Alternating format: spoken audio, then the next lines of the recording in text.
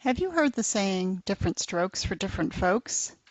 It's an old American proverb that says that people are all different and have different needs and desires. It even got put into a song by a rock group called Sly and the Family Stone. Different strokes for different folks. When we talk about motivation, you might just get into the habit of humming this song to yourself. Each person has different aspirations and motivators, and the more you can figure out what those are, the easier it will be for you to motivate others.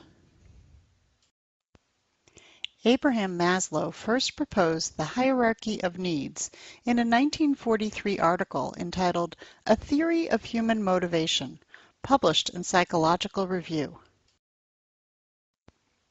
He theorized that individuals have some needs that are foundational and are more important than others, such as physiological needs like food, water, and shelter, and safety needs such as security and freedom from fear.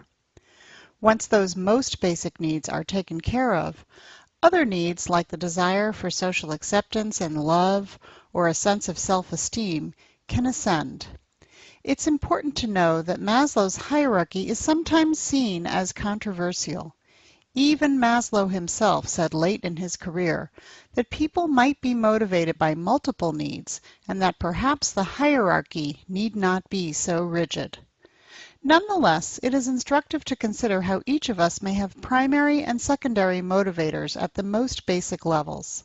When you think about the people on your team, you might consider how this plays out for each person you are trying to motivate. Many of us grew up with some version of the so-called golden rule drummed into our heads: do unto others as you would have them do unto you. But when it comes to motivation and building relationships with others, you may want to think twice about that.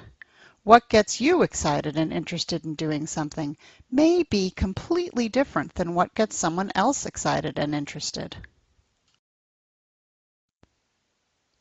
Say, for example, you were saving up money for a big purchase ahead. Maybe it's a new car or a house or college tuition for yourself or your child. If you were offered an opportunity to take on an extra assignment to earn additional pay, you might be thrilled to do it. Another person, say one who is training for a marathon to raise money for cancer, might not be so motivated by an extra assignment.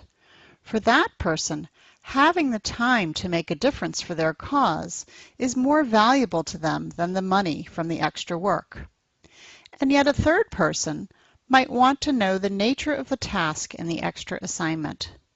If it offered the possibility of learning a new skill or conquering a technical challenge, that might be the biggest motivator of all, regardless of the pay or the extra hours. The different people suggested in this example may be motivated by different aspects of need on the pyramid.